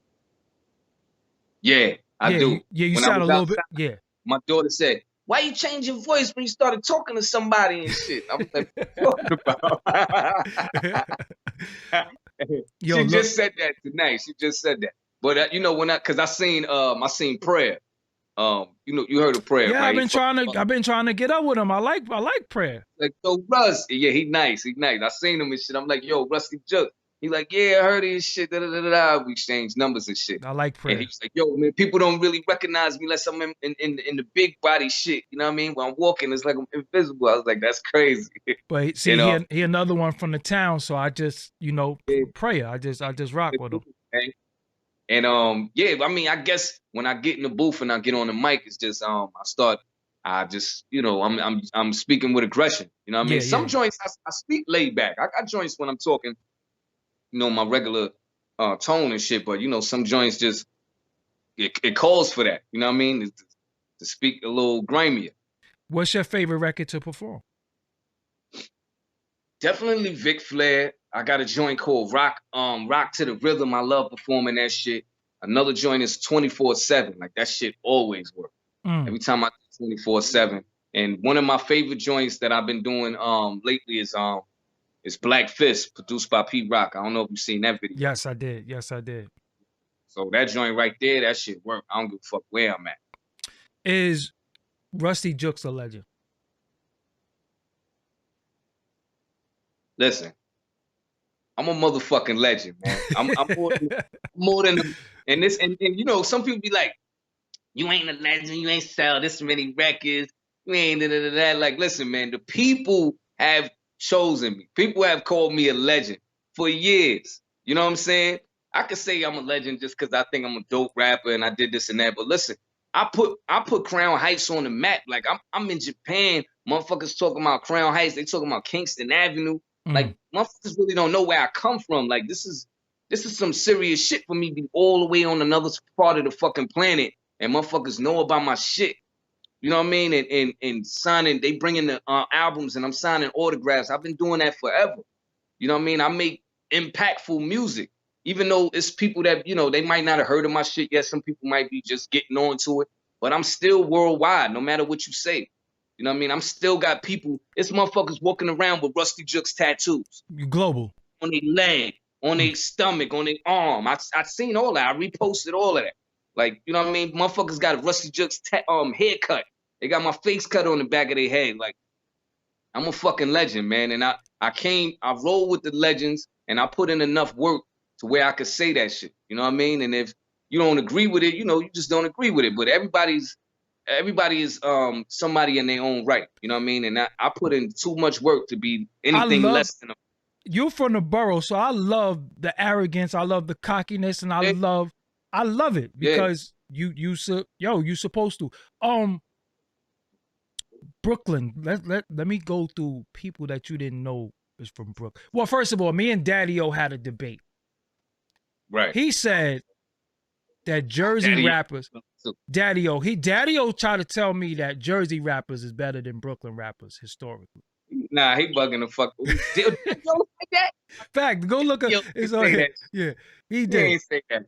He did say that. He did say that. And I'm like, yo, come on, man, you can't do that. And I love Jersey rappers too. I love Jersey rappers, but come on, I love Jersey rappers. Man. You can't do that. So it's a lot of rappers from Brooklyn. Do you know all the rappers that's really from Brooklyn that people don't know is really from Brooklyn? Like Raekwon? I don't know. Yeah, I mean, I knew Raekwon was from Brooklyn. I knew Sticky is from Brooklyn. You got? I think Fredro too. I don't know about if I know all of the, you know, but if you say him, I think I know. Nas. I'm not. Nas. No, I didn't know he was born in Brooklyn? Crown Heights. I never heard that shit in my life. Nah. Born on Eastern Parkway. Oh, I gotta tell somebody that he lived there till he was 5 years old. Oh, okay. I think he was born in Brooklyn Jewish Hospital. Oh, that's crazy. I was born in Brooklyn Junior Hospital, Brooklyn Jewish Hospital. I was born in St. John's and shit. That's crazy. So I be like in the claim, KRS-One is from Brooklyn. You know that, right? Nope, this is news to me. Telling you, I'm on my Brooklyn bullshit always. KRS-One is from Brooklyn, and Nas lived in BK. He moved to QB when he was 5. He was born in Brooklyn. Okay. I never knew that. Born in Eastern Parkway, too. That's crazy. Born in Eastern Parkway. But I mean, Queensbridge raised him, but he was born here. Mm-hmm. But KRS-One is from the town. You know what I'm saying? Right. KRS-One liked to brag about being from Brooklyn. You know what I'm saying? He liked it because I'm gonna say that. yeah, he's from Brooklyn. Yep, he's from straight up from Brooklyn. So another thing that you be on your gram, you big on trying to gain weight. What is it with you wanting to gain weight? Yo, I mean, I've been skinny my whole life, man. I've always been. Yo, listen, let me tell you something, man. Being from where I'm from, right? Crown Heights. I grew up in a tough motherfucking neighborhood where it was a lot of families, like a lot of families. Everybody had brothers. Everybody had, you know, either their crew on the block and shit. It was always me holding shit down for my moms and my sister. My sister passed away a few years ago. Condolences. She was 7 years younger than me. But it was always me, and I was always skinny. You know what I mean? And so I had to fight everybody. And I mean, I had to fight people over and over. You know what I mean? I got all my respect later on in life from like 16, 17, 18, you know what I mean? From being young and shit, you know what I mean? To now, everybody love me from around my way. When I go around Kingston, man, it's nothing but love. You know what I mean? It's gonna be somebody hating somewhere, but I never see that shit. You know what I mean? When you go in Crown Heights and you speak about Ruste Juxx, everybody gonna be like, yo, that's my man. Like, they fuck with me heavy. You know what I mean? Like and I had to gain that respect hard. You know what I mean? I've always been like bony skinny. Not like when I met you, I never won all my fights, but I fought them shits. You know what I mean? So I got that respect. And I've always wanted to be at a point when I was young, I used to always want to be heavier so I wouldn't have to get into so many fights because motherfuckers would think twice. You know what I mean? Because they didn't think twice when it came to me. They like, this motherfucker, I'll fuck this skinny ass nigga up. You know what I mean? So I was always getting approached with the shit. You know what I mean? So, and I never was on no tough guy shit. I was always on my funny shit, class clown shit. You know what I mean? I sold a little bit of crack. So, you know what I mean? Rob shit on a little bit. I know you sold weed. You in the Crown Heights, everybody sold weed. Hustle was selling weed. That's why, that was my shit. Everybody from Brooklyn sold weed. Everybody. Right. That was my shit. And I was good with all my customers. You know what I mean? Everybody fucked with me with that shit. So, you know, I was known for that shit and known for doing my rap shit. But, you know what I mean? I always wanted to get my weight up and shit. And so I had stopped burning. I've been smoking heavy my whole life. And so I made that choice, you know what I mean? Just on some discipline shit like we was talking about earlier. And I stopped smoking for a whole year. And I was at 140. You know what I mean? And I'm 43 years old right now. I was at 140. Now I'm 190. All muscle. I got my whole gym in the crib.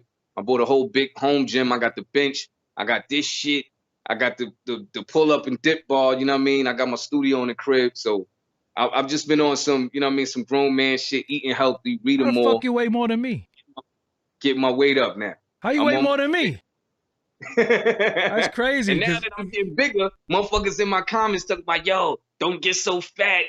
This and that. Everybody. I'm like, damn, y'all motherfuckers before. I used to see in the comments, motherfuckers like, this motherfucker need to eat a sandwich. Damn. Yeah. You know what I mean? Always talking some shit, but you can't win. You know what I mean? You can't win. You know? Was you going to the corner store eating them heroes too? Because that's some Brooklyn shit too, eating a hero. Yeah. That was definitely, man. Even when I ain't have it like that, I was getting them dollar heroes. Motherfuckers don't know about that shit. Yes. What is this chopped cheese shit? I don't know nothing about that. Oh, I don't know about that. What's that? Yeah, right. I guess we out the game and stuff like that. What the fuck is chopped cheese? A lot of these dudes be like, yo, eating chopped cheese. So when you was smoking, they had nickel bags and shit. I don't even think they got nickel bags no more. Oh yeah. Nah, that shit is dead. But damn. That shit, it wasn't a regular. We didn't have regular. We had Arizona. We was calling it Ari. Okay. Or you know what I mean? We had good weed and shit around my way. And there used to be a spot across the street from me called King of Kings. And damn, what's the name of the other spot? My man Basil's spot and shit. It was real big. So drugs, period, was heavy around my block. So even though it was 2 weed spots jumping, motherfuckers' cars pulling up, I was still selling my whole shit out, flipping it twice in one day. You know what I mean? Like shit was heavy when I was young.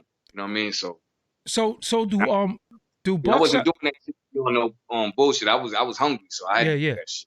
Do Buckshot claim the Heights too? Yeah, definitely, man. But he's FAP. But he's that's from posse. But he's from down though. I think he say Crow Hill.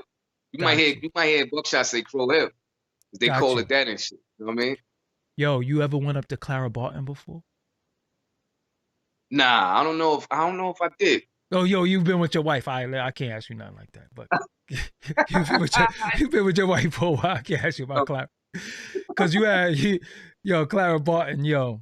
Oh my, but I can't ask you nothing like that. I'm all the females. Yeah. Somebody said Franklin and Dean in the 90s. Absolutely. I never even smoked, but I knew where all the spots was. You had Franklin and Dean. You had Palmetto and Evergreen. I was getting ready to say that. Damn, I was getting ready to say that. Palmetto and Evergreen. Yeah. Because that was all the way like in Bushwick. I mean, past Broadway. Yeah. Yeah. And that was they had Underhill and Bergen too. Bergen and Underhill. Yeah. Bergen and Underhill. My great grandmother used to live on St. John's between Washington and Underhill. So I know that area too. So that's how I know Mike Jones. Oh, that's the road. He was with me at Drink Champs. He went with me to Drink Champs. He called me that day and told me he was up there. Okay, yeah. Yep. He told me. So you know about the Autobots then? Right, yeah. Whole different game. Because Kershaw was from over there too. You know, he used to roll with he was to be with the Autobots. Then he used to be with the D-Sep. Then he used to be with us. We was the Raiders. Kersh used to be with everybody. But the wildest thing, over there, a lot of people don't know, Kersh was a nice basketball player too. He was nice as hell in ball. Yo, and they didn't call him Ninja for nothing. Because you know everybody used to call him Ninja. He used to be flipping. He used to be flipping and shit. Like, facts. He like, yo, son, you think I can't just flip right here? I was like, yo, don't even try that shit, son. Like, when he was drunk, he just got on the bottom step and just flipped right there, like, bam, man, hard. I'm like, oh, shit. Yo. The nicest dudes in basketball from BK, we had a lot of dudes, but it was Kersh, it was Gavin, Foxy Brown brother, Gavin, crazy nice in basketball. Yeah. When I spoke to Fox on Instagram and shit, I told her that, I said, yo, my man Ninja spoke highly of you and your brother all the time. He's like, yo, that shit almost brought a tear to my eye. Like, yeah. Because it used to be Gavin, Kershaw, and Bobby. Bobby was from St. John's. And Bobby passed? What Bobby you talking about, from Underhill? Yeah, he's from Autobots. I think if it's the same Bobby, if he from Washington side, right? I gotta ask Mike Jones. Cause you know I never went back to the Juve. Bobby got shot in the head one year. I never went back. That was like 91. I'm like, yo, I'm never going back out here. Cause people from Brooklyn, they think we be going through Juve. Like, yo, nah, when we from the town, like we don't be, I never went to, you still was going to Juve? Nah, I haven't been to Juve. I don't even know how many years. That's what I'm saying. We don't go there. We like, yo, nah, we not going there. You know what I'm saying? You going there with a bunch of niggas and shit just to be doing what, nigga? Yeah, because niggas used to be wilding at Juve, and it's like, and I always tell people, Coney Island, you got to go to Coney Island for Easter. That's the only place you got to go, or the Deuce. You got to get fresh and go to Coney Island. You go to the Promenade to get boxed. You know what I'm saying? Like, it was just certain places you went in the town, like, yo, let's go. And they think we was eating juniors like that. Well, we wasn't really eating juniors like that in the town. Like, we might go get a cheesecake. That's my mom's spot. I never liked juniors. Yeah, that's what I'm saying. They think there's these places that we always go, and we like, yo, nah, we don't. And I always tell people, videos there and shit too, so you know. Facts. And I always tell people, I'm from the Albee Square Mall, Brooklyn, not this Barclays, Brooklyn. I'm from the Albee Square Mall, Brooklyn, with the Toys R Us in the back. You know what I'm saying? Facts. With the municipal parking. In the arcade downstairs where you gotta be gangster to go in that shit. So was you Duffield or Metropolitan? What movie theater you went to? I was Metropolitan. Duffield was kind of spooky on that Duffield side too. I definitely seen Juice when it came out. That was the first movie I was able to go to downtown by myself. I think when I turned 13, I went to see that shit at Metropolitan. Now let me tell you, we had beef with D-Sep, so we was banned from downtown. So we went to Flatbush all the way up. Remember 7th Avenue had the movie theater too. Up from Triangle. Right. So we went there, and Wing Wagon is across the street now. That's where Wing Wagon is, but it used to be a movie theater right across the street. You know what I'm saying? Yeah. So shout out to, somebody said Thurston House. Shout out to the Low Lives too. That's definitely Brooklyn. 100%. Yeah, that's Storage City. It's so much places in the town that So did you have any place in Brooklyn you was banned from? Because I was banned from a few places. I couldn't go a few places. Niggas be trying to kill me in that. I mean, yeah, I had problems with a lot of different and I used to just be like, yeah, damn, what's the projects right across the street from Boys and Girls? I almost like a million niggas That try to jump Kingsborough? me. That's not King. That's Kingsborough. It's not a big project. It's like a few buildings. And shit. Oh Right yeah, I know what you're talking about. Yeah, the little small. Yeah. Shit.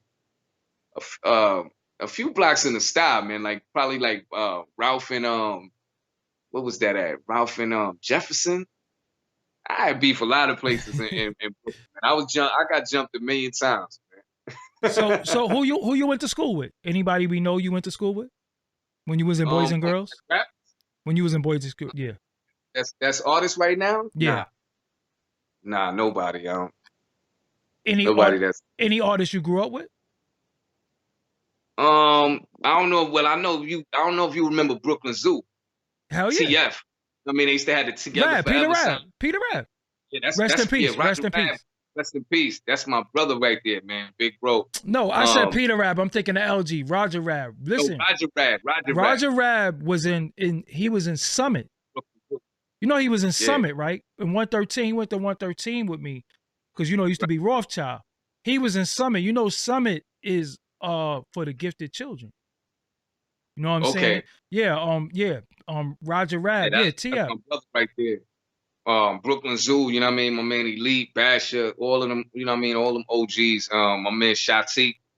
You know what I mean? Just all the OGs from around the Crown Heights. Yeah, because when you say Brooklyn Zoo, that's the ZU, not the So my Brooklyn Zoos that came out with the single Masters of the Zooniverse. Got you. And then he did Married to the Mob with Max B before he passed, before he got locked up again. Because he did 7 years in the feds. You know what I'm saying? Right. He did 7 years in the Fed. Now that was my dude. I knew him since we went to junior high school together. Yeah. You know what I'm saying? And I heard he passed away in jail. You know what I'm saying? After doing a long bit, he passed away in jail. You know what I'm saying? So right now, what's your Instagram?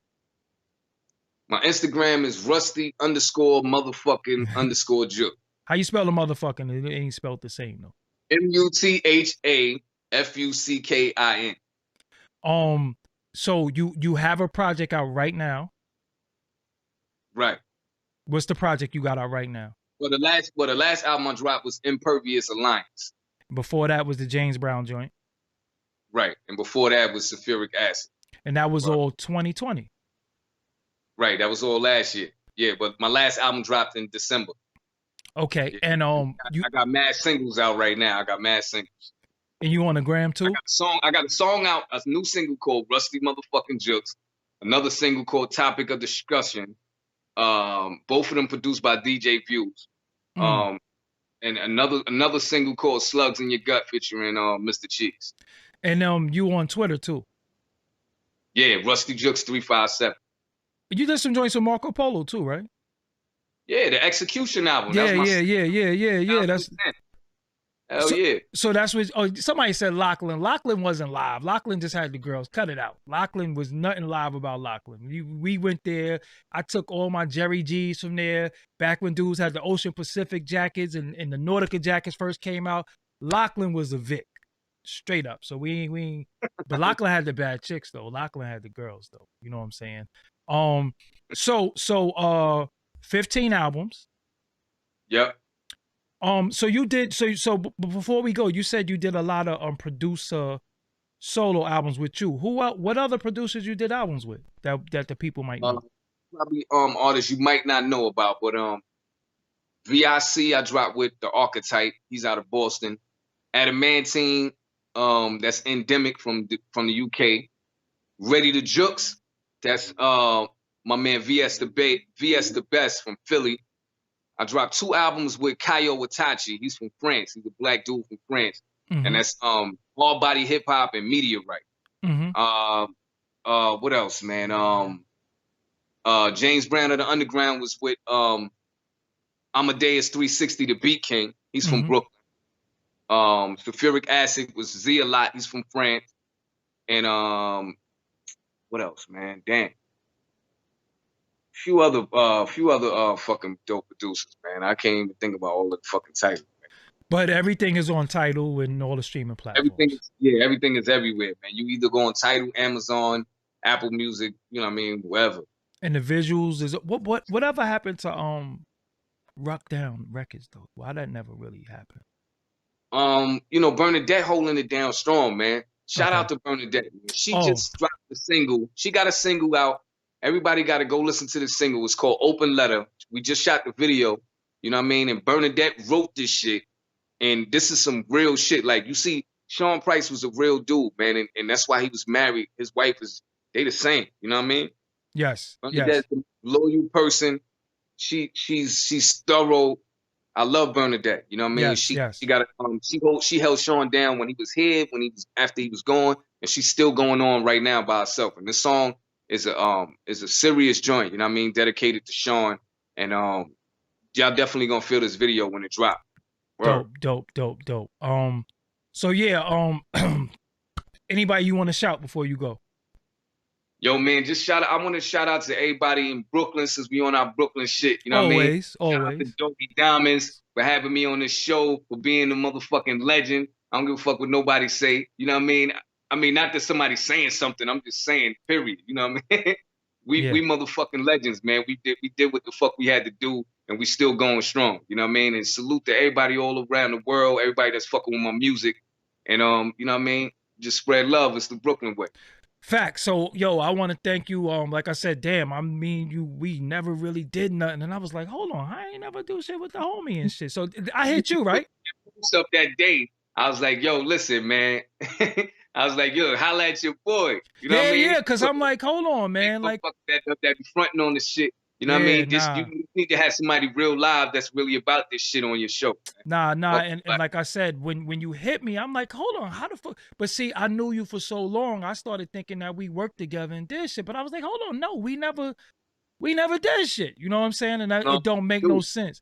Because when I met you, you ain't even had no record there. I don't even think you had an album. You might have just had freestyles. I just had songs recorded, man. Yeah, the Ruste Juxx, man. That's why I was like, yo, hold on. The Rusty, you know, I was like, yo, and now, like I said, I was like, yo, damn, Duke, nice. You know what I'm saying? So it is what it is. So, yo, man, I want to thank you. I'll make sure in this video, the first comment pinned will be your Instagram. So whoever don't know about your gram, they could go to your Instagram. And then when they go to your Instagram, you could direct them to the music. What I want y'all to do, y'all know what the etiquette is here. When y'all leave this video, y'all go to his Instagram and say, yo, we just saw your interview on Doggie Diamonds TV and y'all support this man. So, yo, homie, I'll be with you later on. Yeah, man. Thanks for having me once again, man. Thank you for coming through.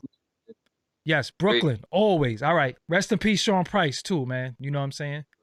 All right, Rest peace. In peace. Still lives on. Yep. Peace. So yeah, y'all, that's my guy. Damn, I've known him for a very, very long time. We actually just never did an interview, and it's kind of crazy because he was introduced to me through, you know, one of our mutual friends who passed away, and he was mad young.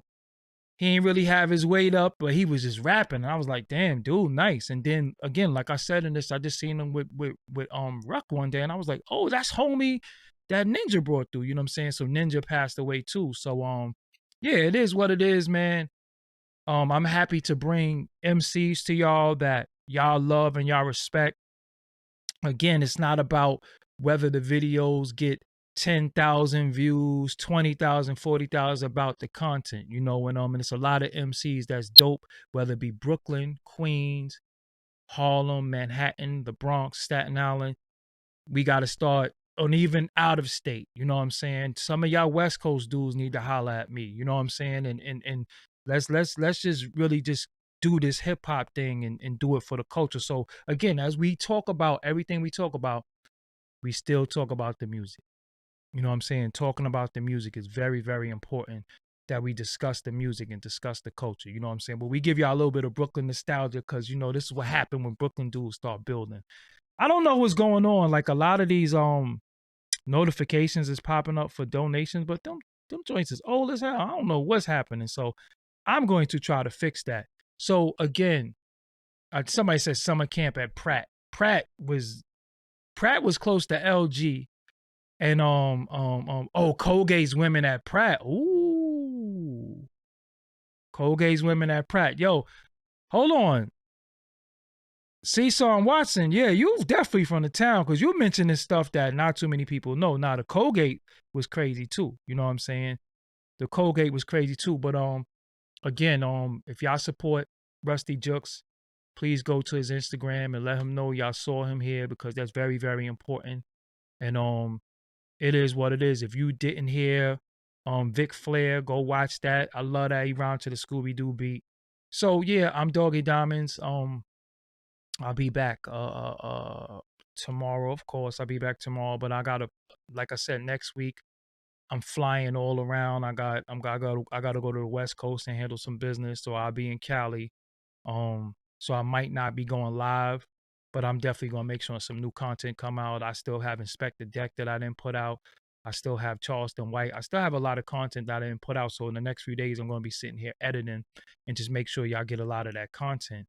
And yeah, I just got PS11 playing ball. Now you know PS11 is my block. You know I'm from Waverly and Fulton.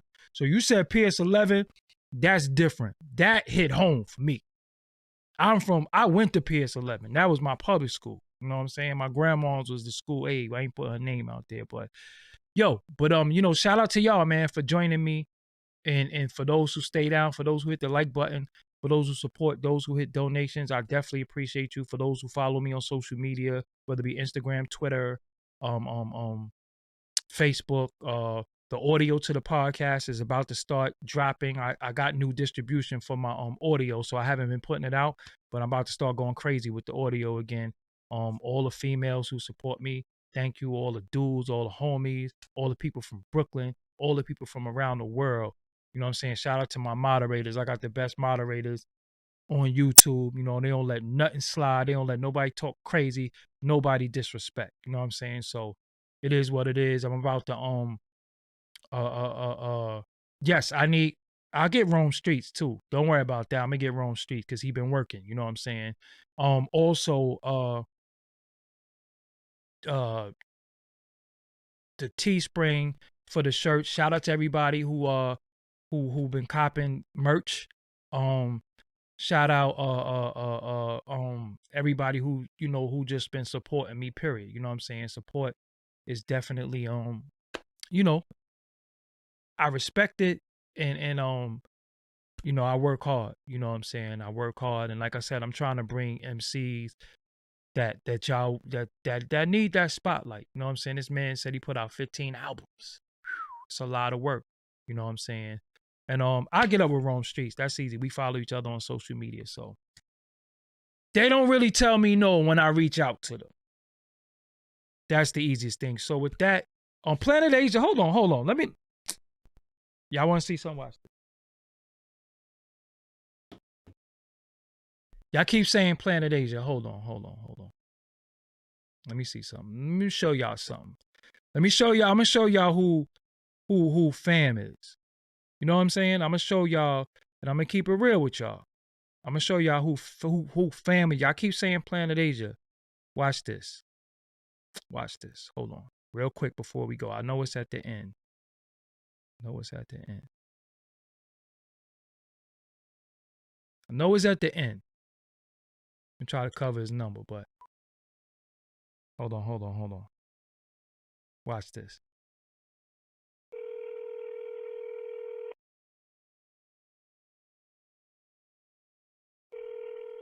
Watch him not pick up. You know, sometimes they don't pick up, make you look stupid. And then he calls me back after I get off live. Watch. Sorry,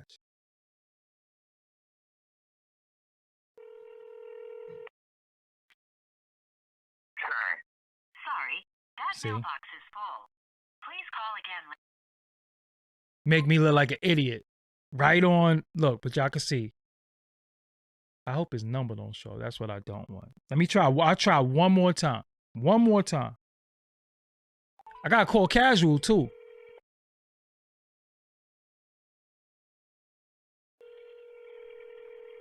He gonna call me back as soon as I log off. Watch. Watch.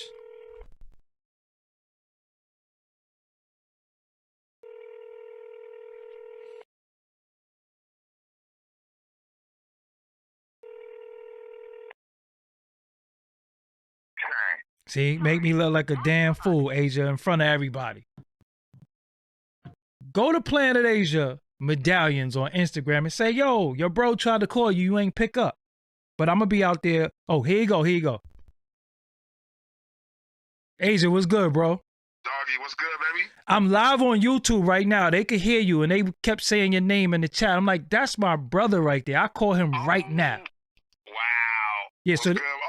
I wish I could go. Damn, my fucking TV's tripping. Yeah. I would watch it. What's good, man? What y'all talking about? I just interviewed Ruste Juxx. You know what I'm saying? You know what's crazy? Guess who I just got off the phone with for like 3 hours? Who that? He talking about AA Rashid, y'all. Like I said, this is we all bro. But you know, like I told you, I'm coming out there Friday. You gonna be home? That's what I thought. I was like, yo, he must be out here or something. Nah, I'm coming out there Friday. From the 20. I'm coming out there from the 19th to the 22nd. So I'm gonna be around. So when I touch down, I'm definitely gonna hit you up and we gonna link. The whatchamacallit, the Gangster Chronicles is shooting their 100th episode. So I gotta come out there for that. Oh, that's what's up. Yeah, and I gotta get you on the show too. I gotta get you on the show. You know how we do, man. You know how we do. Yeah. So you in front of the audience, right now, they can hear you. I'm like, yo, Planet Asia. Shout outs to everybody on Doggie Diamonds tuning in to Doggie Diamond right now. This is my man right now. Y'all don't even know. Facts. You know, y'all lucky. This is what he doing. Oh yeah, don't tell him about that. So whatchamacallit? Give them your Instagram just in case they don't know it. On my Instagram, you can go to Planet Asia Medallions, and on Twitter, you can go to Planet Asia, and you can also go to my website, medallionsmerch.com. You know what I mean? You still got the store? The store still open? Still got the store, but I'm doing another. I'm doing a new store right now, so I'm opening another store. Okay, but that's all the way in your hometown, Fresno. Yeah, but they can go to the website, go to medallionsmerch.com. All right, so yeah, like I said, I'll be there next Friday. So in a week, so as soon as I touch down, as soon as I hit the LAX, I'm gonna hop in my rental and I'm hitting you. Word. Yep. Word. So I see you next week. I need some other food besides Roscoe's. You got to put me on. Man, I don't even fuck with Roscoe's like that. My bad. I don't know no better. I'm from the I'm from the K. I don't know no better. But you got some good food, man. Take me to one of them banging food trucks. I need some. That's what I'm saying. Yeah, I got you. Yep. All right. So I see you next week, bro. Yes, sir. All right. Peace. Yeah, that's my guy right there. You know what I'm saying? He know a little bit about me outside of this. That's why he said you lucky. You lucky this way he do. But that's my guy. I see him next week, and when I get up with him, we gonna do some content. Planet Asia is my bro. You know what I'm saying? So it is what it is. So yo, I'm about to tell y'all real quick. I'm about to get up out of here. So you know what I need y'all to do? Follow instructions, please. Make sure you click subscribe, youtube.com/DoggieDiamondsTV. Until next time, peace.